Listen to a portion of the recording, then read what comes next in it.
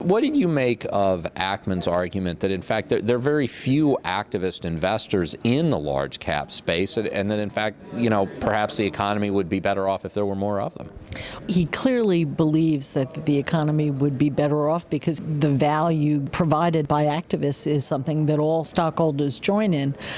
It is a significant investment to take the kinds of positions in large cap companies that they're doing, but I think it assumes the conclusion a little bit to assume that value is always achieved. Bill made the case for his investment, the things he's done. He's been in there as a long-term holder, and he's produced results in most cases. We've all had this where you're addressing the SEC and you say, oh, we did it right, you don't need to adjust for this. And the answer is generally we need to draft for just the broad set of circumstances. And clearly there are investors that may, maybe not be Bill Ackman, but there are investors that are in there for a short-term hit, and not necessarily looking to take a long-term view. And there's a legitimate debate as to whether that is beneficial.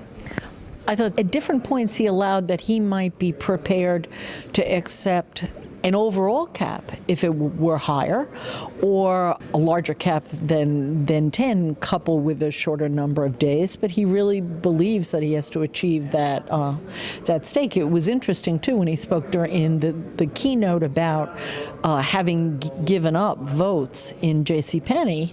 He seemed appropriately convinced that made sense in that context, and as long as he could build up his economic stake, he was happy. So I think his point was to say you have to look at this in a holistic way before you change anything.